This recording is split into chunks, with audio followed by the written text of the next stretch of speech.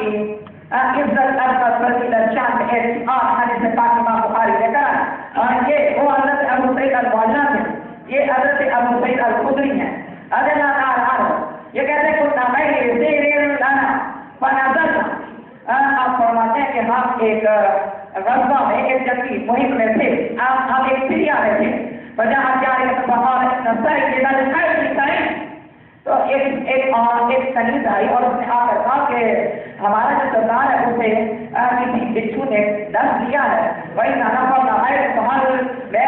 محافظ تو کیا تم میں سے کوئی دم کرنے والا ہے کوئی دم کرنے والا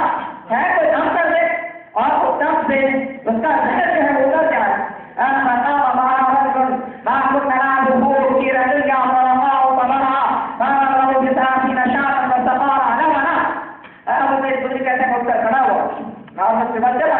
میں نے جا کے دم کیا میں نے دم کیا کیا وہ تو ٹھیک ہو گیا میں نے دم کیا اس کا زہر اتر گیا ہاں وہ بالکل ٹھیک ہو گیا اور جب تو ٹھیک ہو گیا تو اس نے 30 بکریاں دی اور ہم نے وہ بکریاں دی اور ہم نے ان کا دودھ پیا آپ کو روپیہ تو آپ کہتے ہیں جب واپس آئے میرے دوستوں نے کہا نکل صاحبہ نے کہا کہ کیا تمہیں واپس تو دم آتا ہی ہے تمہیں کیا کیا تمہیں کچھ پتہ چلتا ہے کہتے ہیں میں نے کہا کہ وہ کہتے ہیں میں تمہیں سچی بتاؤں میں نے تو کچھ نہیں کیا میں نے صرف سورہ فاتحہ پڑھ کر پھونک کی ماری ہے میں نے تو صرف سورہ فاتحہ پڑھ کر پھونک ماری ہے اور پھونک مارنے سے وہ ٹھیک ہو گیا تو آپ کہتے ہیں کہ میرے ساتھ نے کہا لا تحدث شيئا حتى انا اور نبی صلی اللہ علیہ وسلم اب نے کہا کہ صحابہ کی محبت آ رہا تھا کہ اچھا اب یہ بچوں کا دودھ اب تک جو پی لیا تو پی لیا لیکن اب ہم حضور کی بارگاہ میں جب تک حاضر ہوتے پوچھ نہیں لیتے جب تک پوچھ نہیں دیتے پتہ نہیں یہ دم کی کمائی جائز بھی ہوتی ہے کہ نہیں ہوتی دم کرنا بھی جائز ہے کہ نہیں ہے تو اس لیے ہم تو اب ہم نبی پاک سے پوچھیں گے اور جس وقت جواب مل جائے گا تو پھر اس کے بعد ہم آگے چلیں گے ایسے بولنا مدینہ المدینہ ذکرنا للنبی یہ صلی اللہ علیہ وسلم ہم مدینہ آئے ہیں حضور کی بارگاہ میں سارا واقعہ عرض کیا رضی اللہ عنہ یدری اللہ عنہ رقیہ اے واسی ولی کے ساتھ رسول نے فرمایا کہ اچھا تمہیں کیسے پتا چلا کہ سورہ فاتحہ کی دعوت ہے اور یہ بات بالکل جائز بھی ہے حلال بھی ہے اسے اس 30 بکرے کو آپس میں تقسیم بھی کر لو بلکہ اس کے حلال جائز اور بابرکت ہونے کی دلیل یہ ہے کہ 30 بکرے میں مجھ مصطفیٰ کا بھی حصہ رکھ رہا ہے اور انہوں نے اپنا حصہ رکھنے کی جو بات ہے ان کو سارا بانٹ دینے والے تھے یہی ایک موقع ہے کہ انہوں نے کہا میرا بھی حصہ رکھ لو انہوں نے بتا کہ تاکہ قیامت تک آنے والے لوگوں کو پتہ چل جائے کہ قرآن پڑھ کر کام کیا جائے تو وہ جائز ہوا کرتا ہے نا وہ جائز ہوا کرتا ہے قرآن پڑھ کر اس لیے میں ایسے ایک ایسے اللہ کا پتہ اگر یہ بات کہوں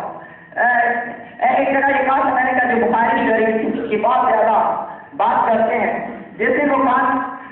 کانوں سے اور آنکھیں کھول کر بخاری شریف کو پڑھیں گے سنیں گے تو بہت سارا کا بخار خود بخود اتر ہی جائے گا بس پھر انہیں پتہ چلے گا کہ امام بخاری کا عقیدہ کیا تھا امام بخاری کے سینے میں بستا کام تھا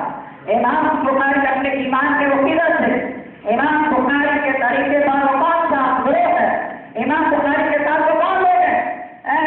امام بخاری علیہ ہمارے حدیث سے پاک کو نقل کیا اصلی حدیث سے پاک کی بخاری شریف کی اور حضرت عبادت انسان سے راجع کرنے لگے پاک کا نافان علیہ اللہ یقرا فاتحہ الکلام اس کی نماز ہوتی ہی نہیں ہے جو نماز میں سورہ فاتحہ نہ پڑھے جو نماز میں سورہ فاتحہ نہ پڑھے اس کی نماز نہیں ہوتی اب اس پر امام شافعی علیہ رحمہ کا قول یہ ہے اور وہ یہ کہ مقتدی ہو یا امام ہو سب پر سورہ فاتحہ پڑھنا ضروری ہے امام بھی پڑھے مقتدی بھی پڑھے کہ وہ کہ جو نہیں پڑھے گا اس کی نماز اور نہیں ہوگی امام ابو حنیفہ نے فرمایا کہ جس وقت بندہ اکیلا پڑھا تو سورہ فاتحہ پڑھنا واجب ہے اگر سورہ فاتحہ پڑھنا بھول جائے تو سجدہ تام کرنا ضروری ہوگا اور جب امام پڑھ رہا ہو چاہے وہ نماز میں تلاوت اونچی آواز سے کرے یا تلاوت خفی طریقے سے کرے دونوں صورتوں میں امام کے پیچھے مقتدی تلاوت نہیں کرے گا وہ سورہ فاتحہ نہیں پڑھے. اب اس پر سوال پیدا ہوا کہ نبی پاک نے فرمایا کہ جو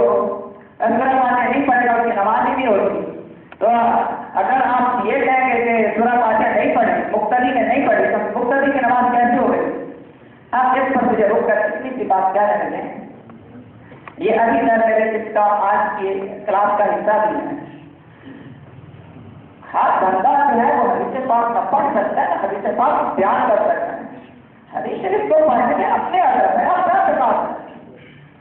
ہم نے تو حدیث پاک کے ساتھ مذاق کرا ہے. جسے میں معافی مانگتا تو ایسا کھلا کرنے لگا جسے ناک صاف کرنا نہ ہے, وہ ہی حدیث پاک کو کہ میں نے بخاری شریف پڑھ لی ہے, میں نے اس کا ترجمہ پڑھ لیا ہے, اور جس کو صحیح ادب آداب بھی نہ کرنا ہو وہ بخاری شریف کو کیا سمجھے گا, اور وہ بخاری شریف سے پڑھ کر دھوکہ کی فائدہ کو چلا جائے گا. اس لیے سمجھنا ضروری ہے کہ حدیث پاک کو پڑھنے کے لیے آپ کو کیا کو سامان پتا ہونا چاہیے, آپ کو سب کو مطلوب کا پتا ہونا چاہیے, آپ کو ترجیح کرنے کا پتا ہونا چاہیے. جب حضور نے بتایا موسم کیا تھا, جب انہوں نے بتایا تو سننے والے مناسب کون تھے, مکہ میں بتایا, مدینہ میں بتایا, مدینہ میں بدر سے پہلے بتایا, بدر کے بعد بتایا, یہ تبوک سے پہلے کی بات ہے, تبوک کے بعد کی بات ہے, یہ ایام وصال کے قریب قریب کی بات ہے, یا پھر بہت اوائل کی بات ہے. آپ کو دیکھنا سمجھنا پڑتا ہے. پھر یہ حدیث پاک ہے, اس سے متعلقہ اور ملتی جلتی کوئی فرمان مبارک کہیں اور کسی بخاری شریف میں, مسلم شریف میں, ترمذی شریف میں کہیں اور ہے. سارے مواد کو اکٹھا کر کے جس پر تجزیہ کیا جاتا ہے تو جا کر پتا چلتا ہے کہ یہ حدیث پاک کا مفہوم کیا ہے. پھر دیکھا جاتا ہے راوی کون ہے. اگر راوی کا مفسر ہو تو, اور دوسری طرف ایک روایت کو بیان کرنے والے راوی چاہے وہ عبداللہ ابن عمر رضی اللہ تعالیٰ عنہ کیوں نہ ہو, تو دونوں کی حیثیت کا فرق ہے. کیونکہ حضرت ابو بکر کون میں سے ہیں جس کو حضور فرماتے تھے کہ جب میں نماز پڑھوں تو میرے قریب رہا کروں, میں قریب رہا کروں. تو دیکھنا ہوتا ہے کہ جو بیان کرنے والا ہے اس کا یہ اپنا قول ہے, یہ اس کا اپنا استدلال ہے. یا پھر جس وقت اس نے یہ بات حضور سے دیکھی تھی تو اس وقت اس کی عمر کیا تھی. اس کا مطلب یہ کہ حدیث شریف کو پڑھنے پڑھانے کے لیے اصول ہے. جس کو اصول نہ پتا ہو اور بخاری شریف کو پڑھنا شروع کرتے تو پھر ٹھوکر ہی لگتی ہے, پھر پتا اور سے وہی گرتا ہے. اس لیے ایک جگہ پر لام فران علی اللہ آیت کا وفاق نقل کتاب, کیونکہ آگے بڑھنا ہے. اور میرے محترم سامعین, میرے عزیز سارے کے سارے علم میں, فضل میں, تقویٰ میں اب سارے اونچے لوگ ہیں, اور آپ سبھی میرے لیے عزت کی مسندوں پر, اونچے طبقوں پر وہ آپ جلوہ افروز ہیں, مسند نشین ہیں. مجھے بہت لوگوں نے کہا کہ جب دورہ پڑھایا جاتا ہے تو رفتار بہت ہوتی ہے, تیزی بہت ہوتی ہے, جلدی بہت پڑھتے ہیں اور ایسے میں جلدیت نکلنے کی کوشش کرتے ہیں. میں آپ سے عرض کروں کہ اس قرآن مجید کی کلاس کا مطلب آپ کو مفسر بنانا تو ہے نہیں کہ آپ میں سے ہر بندہ اٹھے اور کہے کہ اب میں تفسیر لکھنا شروع کر دوں گا. اس بارے کا یہ مقصد تو ہے ہی نہیں کہ آپ محدث بننے اور آپ کہیں کہ میں محدث ہو گیا ہوں اور ہماری بات میں نے پڑھ لی ہے تو آپ کیا کرتے نہیں جاری کروں گا. میرے عزیزوں, ساتھیوں, بات اتنی سی ہے کہ اس کلام کا مقصد دل میں ایک چنگاری چلانا ہے, صرف ایک چنگاری چلانا ہے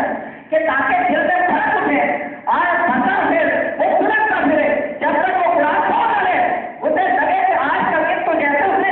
جلتے گزار دیا ہے.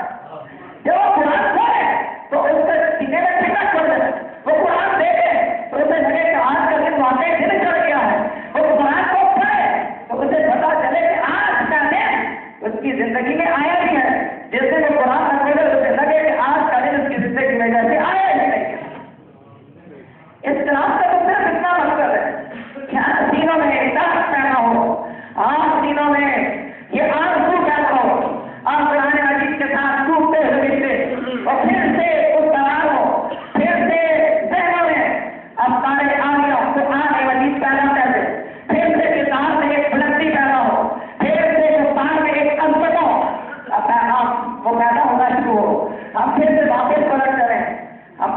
طرف اور نبی پاک علیہ السلام کی طرف. اس لیے اگر کہیں پر آپ کو لگے بھی کہ تھوڑی سی رفتار بڑھ گئی ہے تو معاف کر دیا کریں. ویسے میں نے اس طرح کوشش کروں گا کہ ہم سے زیادہ آپ کو جگہ جگہ رک کر ہر جگہ پر ہر آیت کا مفہوم نہ سمجھاتے رہیں، بلکہ ہم بھی تھوڑا سا آپ کے ساتھ ساتھ جو ہے اس بات کو لے کر آگے بڑھیں اور جس بات پر رکیں اسے تھوڑا سا زیادہ اچھے طریقے سے بیان کرنے کی کوشش کریں. لیکن بہرحال میں آپ سے بھی صرف اتنی سی امید رکھ کر بیٹھا ہوں، ہم سب اتنی سی امید لے کر آپ کی بارگاہ میں حاضر ہیں کہ یہاں بیٹھنے والے سے لے کر میرے دوستوں میں سے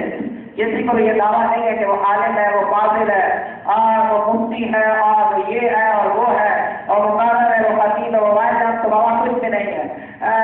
اللہ رب العالمین کی قسم ہے، بس اللہ رسول قبول فرمانے تو سبھی کو جائے. اگر وہ قبول نہ کرے تو کس کام سے، اس کام کا کسی بھی کام کا نہیں ہے. ہم کچھ نہیں ہے، آپ کی تجاویز، آپ کی آراء، آپ غلطیوں کی اصلاح کریں. ایسے بھی دفعہ 2 دفعہ ایسا ہوا کہ قرآن مجید میں خود پڑھتا تھا، خطا سے ترجمہ کرتا تھا، تو 2 جگہ پر ایسا ہوا پورے کے پورے 2 مہینے میں جب ایک آیت درمیان میں کہیں چھوٹ گئی جلدی میں، اگر سے دوبارہ پڑھ لی گئی نشاندہی پر، لیکن مجھے اس کا طلب بھی آج تک ہے. اور اسی لیے میں کہوں کہ یا قرآن مجید آپ لوگ پڑھیں اور تاکہ میں صرف اس کی کہیں پر وضاحت کروں تاکہ غلطی کا امکان وہ کم سے کم ہو سکے. لیکن پھر بھی آپ مقام پوچھنے ہیں، آپ کی آرام ہماری مددگار ہے. ہم آپ سے آپ کے علم، آپ کے فرض اور آپ کے تجربہ سے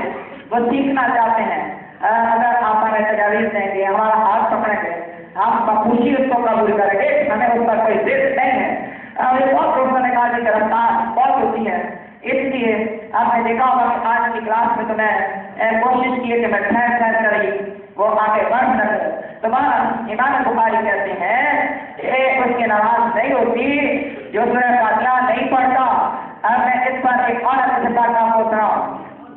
اور اس کو میں کو بھی دل سے نکال لیں. یہ ساری کی ساری صحیح حدیثیں وہ صرف بخاری میں نہیں ہے، ساری کی ساری صحیح حدیثیں وہ صرف بخاری میں نہیں ہے. یہ میں بھی نکالیں. امام بخاری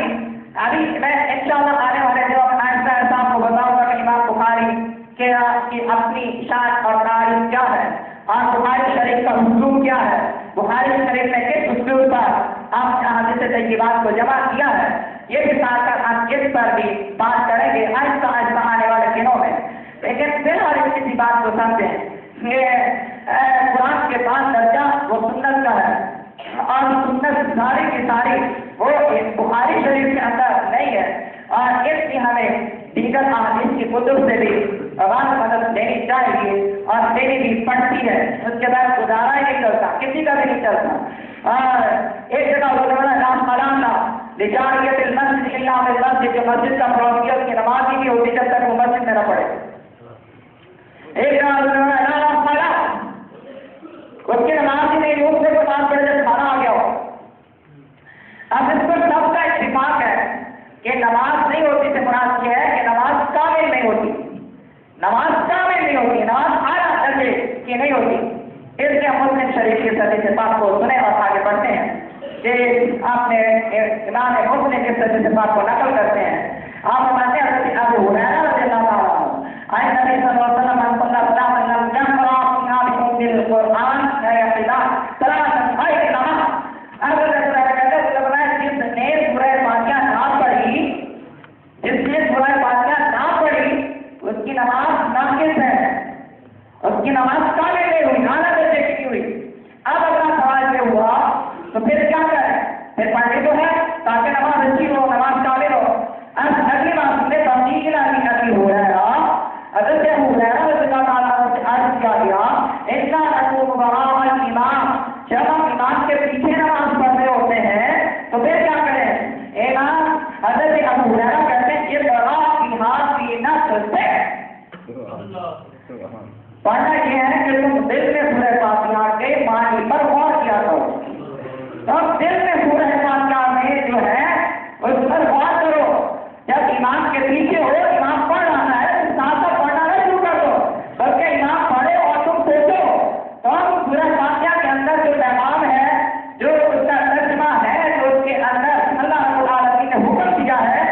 جب تم وہ سوچو گے تو یہ اس کا مطلب ہے کہ جو اس وقت بندہ سورہ فاتحہ کو دل میں سوچے اور تدبر کرے اس کا خضوع بڑھ جائے گا اور اس کو بہت یادات بھی آئیں گے، اس کی نماز میں یکسوئی پیدا ہو جائے گی، اس کی نماز میں للہیت میں اخلاص پیدا ہو جائے گا، اس کو وسوسے نہیں آئیں گے۔ جس وقت آپ تجربے پر غور کرنا شروع کر دیں گے تو اس سے یہ مانا ہے، اس بات تک یہ ہوا کہ امام بخاری شریف کی حدیث پاک کی وضاحت وہ آپ کو مسلم شریف میں مل گئی کہ جس طرح امام کے پیچھے نماز پڑھ رہے ہو تو سورہ فاتحہ مقتدی نے پڑھنی نہیں ہوتی بلکہ اس پر غور اور تدبر کر رہا ہوتا ہے، اس پر غور و فکر کر رہا ہوتا ہے، اور اس غور و فکر کے ساتھ اس کی نماز کی کیفیت جو ہے وہ بدل جایا کرتی ہے۔ آگے بڑھیں تو عبادت اللہ کی طرف سے ہے اور اس سے معافی چاہیے، عبادت صرف اللہ کے لیے ہے، اللہ کے بخار کے لیے عبادت نہیں ہے، اور ہم دیتا اللہ ہے، عطا وہ کرتا ہے، عطا وہی کرتا ہے، اس کے علاوہ جو عقیدہ رکھے گا تو ہم اہل سنت سے اس میں کوئی تعلق نہیں ہے، دیتا اللہ ہے، عطا اللہ کرتا ہے، وہ بھی وہ ہے، عطا کرنے والا وہ ہے۔ لیکن امام بخاری نے اس بات کو ایک سے زائد مقامات پر نقل کیا، آپ فرماتے ہیں کہ میں اللہ جس کو خیر دینے کا ارادہ کرتا ہے اللہ کے دین کا تفقہ دین کی سمجھ نصیب کر دیتا ہے۔ اس کے بعد نبی پاک نے